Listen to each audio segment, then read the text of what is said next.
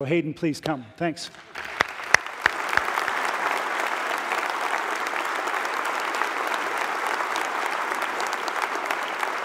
Can you hear me? Hayden, so you know, Hayden is Filipino, which means that his primary language is Tagalog.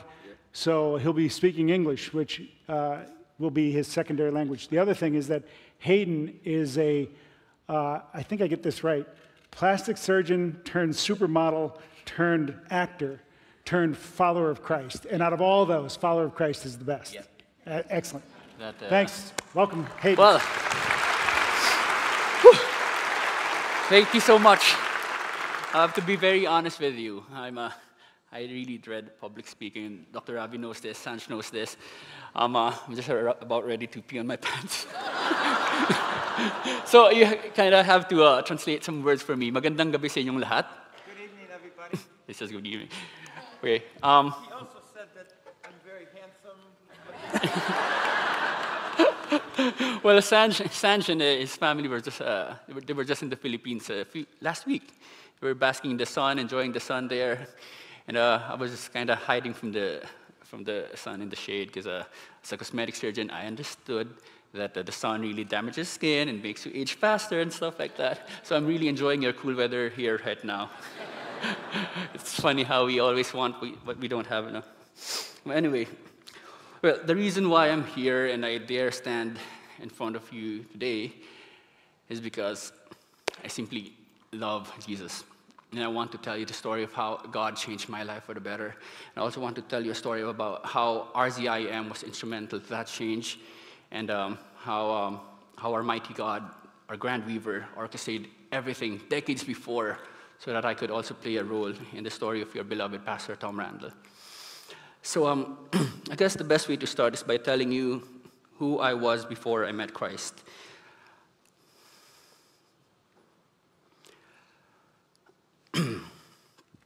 I was about 8 or 9 or 10 years old when something happened to me in the past that completely separated the boy I was from the man I really wanted to be. It's something that parents here wouldn't want your children to go through.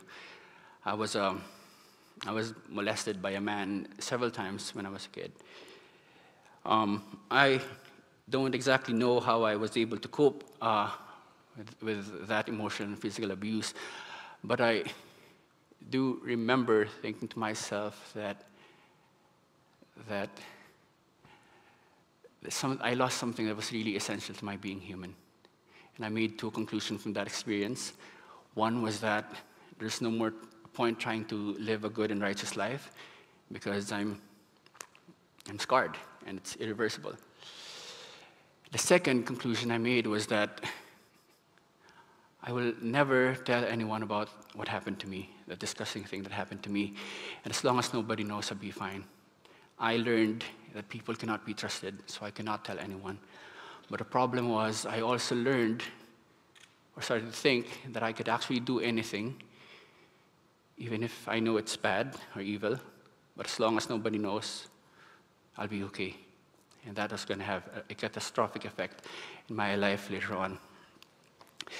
So that molestation experience became the major thing that defined who I was, and it kind of controlled everything that I thought, the way I felt, and the way I acted. So from that experience, as I matured, I began to think there's no God. It's impossible. And if there's a God, it's impossible that he is a loving God. There's no way. Because he allowed this to happen to me. I thought, I was sent to a Christian school, and we were taught that God is a loving God, but I couldn't believe it. He allowed this to happen to me, and I can't love someone I cannot trust.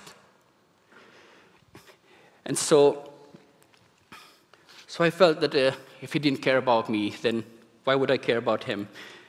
And I thought also that life would be much happier, much more enjoyable, if there was no God to tell me what I could or could not do. But the problem was, I still wanted to look good, and I wanted to look like a very good Christian gentleman. So when I was in high school, I actually used to lead praise and worship. In the morning devotion fellowship, I would do that every day. But the problem was I didn't really believe in God anymore. I just enjoyed the company of the people there. They were good Christians. So I was very polite, always gentle, always respectful. I made sure that I did my homework all the time so I could be an honor student. When I got to college, I played in the basketball varsity team, and I became a ramp model. I was doing international modeling in Singapore, and Korea, and Japan. And in 2005, I was finally able to follow the footsteps of my dad, who was a doctor. I got my medical degree. And then I became the president of the Interns Association in one of the most prestigious hospitals in the Philippines. But after that, that was about 2005. So I pursued my training in anti-aging medicine in Paris because I wanted to be the first in the Philippines. At that time, there were no anti-aging specialists in the Philippines. But before I could take the boards, I got sidetracked with a faster way to fame and fortune, and that was show business, the entertainment industry. So it's getting offers to be an actor, and so finally I thought, this is easier. I'd be more famous, easier money. So I accepted, and I became a TV star. And at that time, I was only 25, and life was very good. Money was very easy. I was getting more popular. I was really enjoying my life, but the problem was, every time I'm alone, I still felt this emptiness inside me. There's still something wrong. And so what I did was I filled my life with more frenetic activity. I did a lot of things, awful things. I was driving a Porsche. I was living in a Porsche condo. I was dating and sleeping with models and celebrities. But still something was wrong until I got into drugs, drug ecstasy. And that's the drug that really got me because it really lives up to its name. I had a lot of issues. And so by taking ecstasy, I thought, for $20 a day, I could be more self-confident, So I borrowed an identity from drugs, and I would take drugs every morning and evening for many years. But there are other stuff that I did that was really disgusting too. And one of those was I started also videotaping some of my sexual escapades. So that was me before I met Christ. I was self-centered, I was very hedonistic, but I was also broken, and I was really lonely. And so in December 2008, after my best friend's girlfriend confessed to my best friend that we were having an affair, my best friends conspired to destroy me and cut my legs from under me. So what they did was, while one person invited me to a dinner, the other two went to my apartment and got everything they could get, computers, laptops, cameras, memory cards, whatever they could get to find some evidence so that they could release this to the public and show also my girlfriend. They just really wanted to destroy me and teach me a lesson. They didn't know what they were going to find, but I knew. And I also knew that if this ever comes out, that's going to be the end of me. So I was so completely terrified. So what I did was I write my own prescription. I went to the drugstore. I bought 30 pieces of that sedative volumes, and I downed everything. Sent out my goodbye messages, and then I waited for me to die. But instead, I woke up 3 days from a coma, and I descended into the psychiatric ward, and seated beside me was my father. And I found myself trapped in the psychiatric ward, in the same hospital where I was just 2 years before the president of the intern, so everyone there knew me. So it made the whole ordeal more humiliating. So after several weeks of detoxification, I was finally allowed to go home. That was Christmas time in 2009. So they allowed me to spend Christmas with my family. And every day At that time was really a struggle because my body was really still looking for the drugs. So I fought really hard until in May 2009, a stranger called me asking for $100,000 for me to pay. Otherwise, they will release the videos. So for me, of course, there was no way to find out if there were no other copies. So I didn't acquiesce to their demands. So on my own birthday, May 20, 2009, they released the videos. Every week, they would release one video. So the videos immediately went viral, of course, as expected, and everyone was really feasting on it. It started appearing online and then in street DVDs. It became the banner headline in all the major newspapers.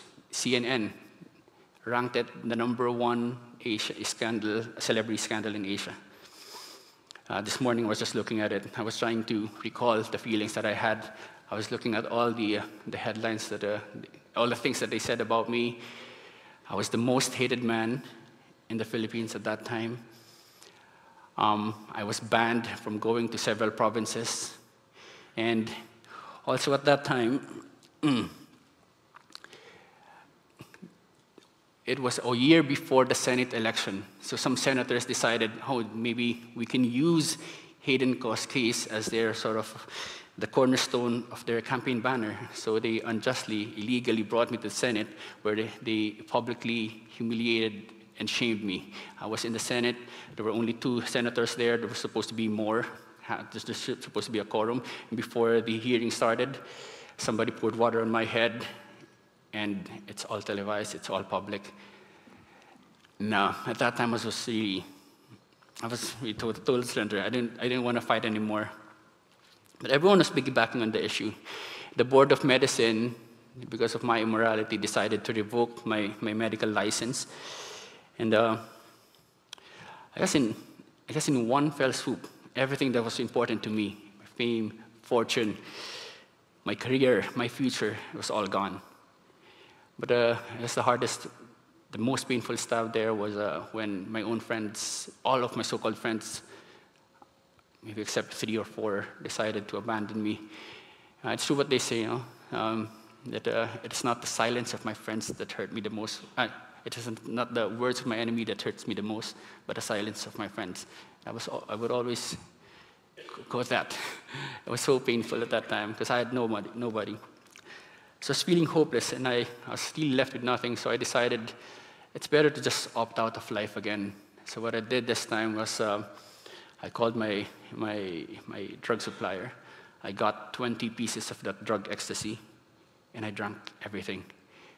Boy, that ecstasy really threw me into convulsions, violent convulsions, uncontrollable convulsions, that when the police found me, I was all bloodied and wounded, with my body rising a foot above the gurney. But as luck, or maybe as God would have it, they brought me to a hospital in the province where, unfortunately, someone was taping a movie. So again, my humiliating suicide was caught on camera and viewed by the whole country. This was 2010. So my failed second attempt at suicide started to make me think that perhaps there was a reason for me being here. Perhaps there was somebody or something or someone out there who had his protective hand over my life. So I began searching for answers. I started devouring self-help books and spirituality books. I regularly consulted with psychologists and psychiatrists and psychics and tarot readers and fortune tellers. When that didn't work, I admitted myself into drug rehab and stayed there for 4 months. And they were just squeezing money out of me, so they were just milking me. So I decided to go to Sedona to stay there for 1 month on a retreat where I met someone who claims to be a Korean reincarnation of Jesus.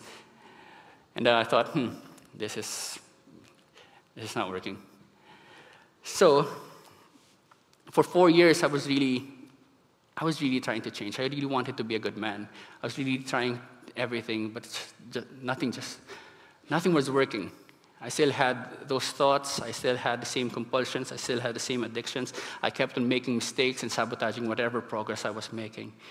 And so on May 23, May 23, 2013, I was ready to take ecstasy again. But on the same day that I had gotten my drugs from a friendly pusher, a business partner friend of mine called me and invited me to a talk with Dr. Ravi Zacharias. And I thought, that same day, I literally had drugs here, and I had made an unholy appointment with someone that night. So I thought, well, I had read the name Ravi Zacharias rang a bell because I had read his book before, Has Christianity Failed You? Which I read because that's how I felt about Christianity. So off I went there early so I could also leave early.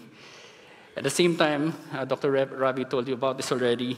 He had just given 2 talks that day, and he thought it was going to be a birthday dinner, and he didn't know that he was slated to talk, so that was really a surprise. Thanks for that gift. And so Dr. Ravi spoke about how Jesus gives meaning and purpose and hope in life, and about how it is very important for us to live in the truth. And after his talk, I didn't belong there. Those were all Christian businessmen. And actually, when I got there, it was very palpable. Everyone was sort of kind of asking each other why I was there, who invited me. And so when he finished talking, I raised my hand to ask more questions. And I said, Dr. Ravi, you speak about truth, you speak about meaning as if it's so easy to get to. But we've been here for many, many generations. We still don't know the truth. And I'm living in pain and shame. My life is like this. So my question became a confession, a public confession in front of everyone. I was really crying already. And I think Dr. Ravi felt my pain there. And you told me, Dr. Ravi, that at that time I didn't understand what this meant, but you said that Jesus is the way, the truth, and the life. And it didn't make sense to me. I know, okay, I heard about Jesus before, and it's nice to hear these words, but I don't really get this. But I think, Dr. Ravi, sensing my pain and desperation, kind of took me under my wing, under his wing. He talked to me and told me, we can spend more time with each other. So that encounter with Dr. Ravi was really the start of my finding Christ. He would let me know where he would be, and like a starving man, I would fly and go like someone who's very hungry for spiritual food. That's where I met Sanj Kalra in Singapore, who just flew in just to talk to me for 2 days. And Sanj told me about his story, and we had a lot of things in common. And that encounter with Sanj, I realized that I'm not alone in this world. I'm not the only one who had some secrets that we don't want others to know. Things that we're really very ashamed of, that if people find out, then... So Sanj shared with me how God changed his life and how God restored his life. And I told Sanj, this is also what I want. This is also what I want, also what I needed. So after talking with Sanj and Dr. Ravi, it was in Singapore, finally, I said, okay, I'm going to give my life to Christ as my Savior. I'm going to make Jesus my Savior. I'm going to do my best to follow him as my Lord. At that time, I felt deep within me that something happened. I can't explain what it was, but it's something that's beyond understanding. But I did feel something. Whereas before, just to wake up in the morning took a lot of courage. After that, I felt like there was someone, I had an ally who can actually help me. So after that, I began to really enjoy reading the Bible. I started attending Sunday worship. Wherever Dr. Ravi was, I would go.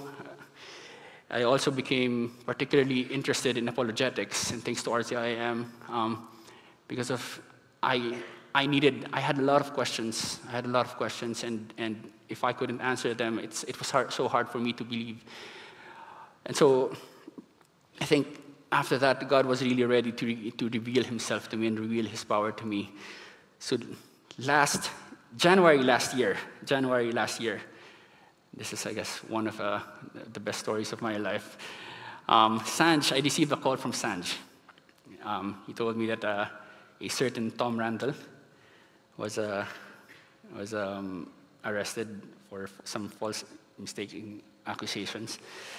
And of course, I didn't know who Tom Miranda was, except that he once played in the PBA, in the Philippine Basketball Association in the Philippines.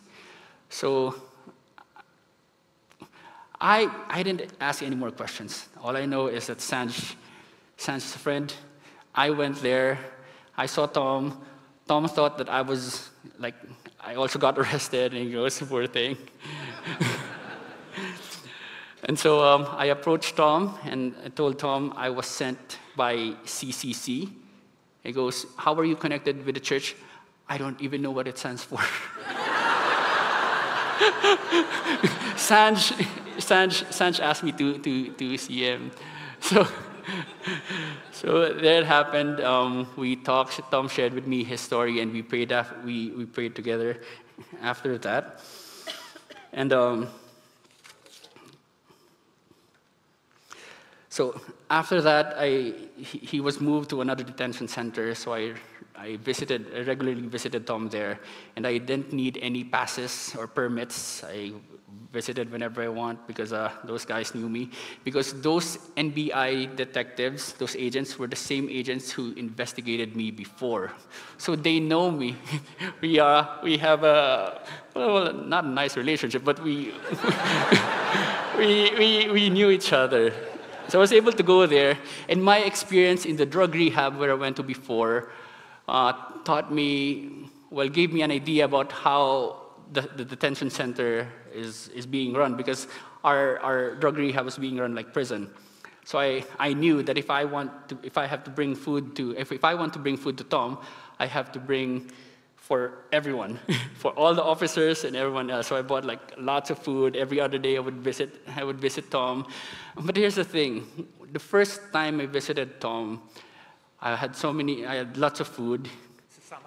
Yeah. This guy asked for something else. The first time I visited Tom, we talked, we shared. This guy asked for something else. He asked for Bibles. And I know that Tom knew at that time that God placed him there for a reason. So, in the detention center, Tom ministered or shared the gospel to criminals. He shared the gospel to terrorists, to rapists, to frauds. Before Tom left the detention center, criminals were saved, and God broke through. And Tom is going to share some stories later. Stay right here. Yeah.